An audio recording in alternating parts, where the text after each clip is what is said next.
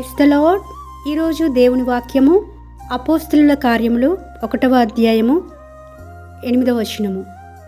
పరిశుద్ధాత్మ మీ మీదికి వచ్చినప్పుడు మీరు శక్తి నొందెదరు. ఇక్కడ అపోస్తలులను ఉద్దేశించి మరి పలకబడుతున్న మాట, ప్రభువైన యేసుక్రీస్తు వారు ఆరోహణం కాకముందు వారు తేరి చూస్తున్నారు ఆకాశం వైపు, ప్రభువునే చూస్తున్నారు. అలాంటి సందర్భంలో పలకబడుతున్న మాట, పరిశుద్ధాత్మ మీ మీదికి వచ్చినప్పుడు మీరు శక్తి పొందుతారు. మనం దేవుని యొక్క శక్తిని పొందినప్పుడు మాత్రమే దేవుని కార్యాలను బలంగా చేయగలుగుతామండి.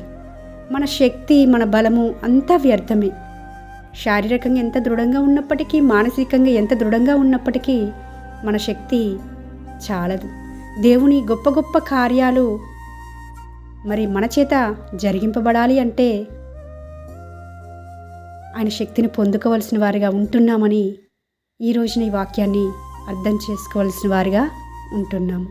అనేక సార్లు అండి, నాకు చాలా శక్తి ఉంది, నాకు చాలా టాలెంట్స్ ఉన్నాయి, నాకు చాలా కృపావరాలు ఉన్నాయి, బైబిల్ జ్ఞానం ఉంది, నేను ఇప్పుడు కాదు ఎప్పుడో దేవుణ్ణి నమ్ముకున్నాను, బాప్తిస్మ అనుభవంలో ఉన్నాను, నేను చాలా సీనియర్ని అని గొప్పలు చెప్పుకుంటూ ఉంటామేమో.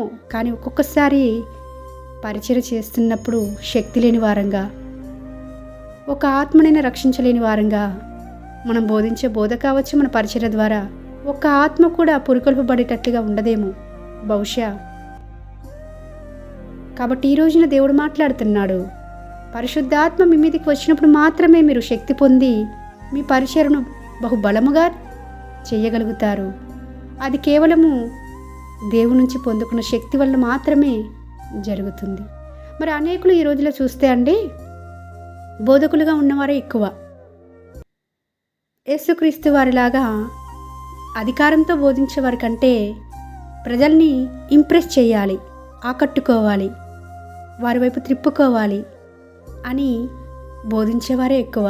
యేసుక్రీస్తు వారటండి శాస్త్రుల వలె కాదట, పరిసయ్యుల వలె కాదట, అధికారంతో బోధించాడట.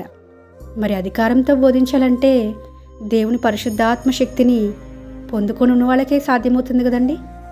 ఇక్కడ ఆయన పరిశుద్ధాత్మ చేత మనల్ని నింపినప్పుడు ఆ శక్తి చేత ధైర్యంగా వాక్యాన్ని అధికారంతో దేవుని ఎదురు నుంచి తీసుకుంటాం కాబట్టి ఆ వాక్యాన్ని బోధించగలుగుతాము. అప్పుడు మాత్రమే అనేక ఆత్మలు పురుకొల్పబడతాయి, అనేకమైన నూతన ఆత్మలు ప్రభు యొద్దకు రాబట్టబడతాయని ప్రభుపేట మనవి చేసుకుంటూ మీ సహోదరి ఎలిజబెత్ రాణి.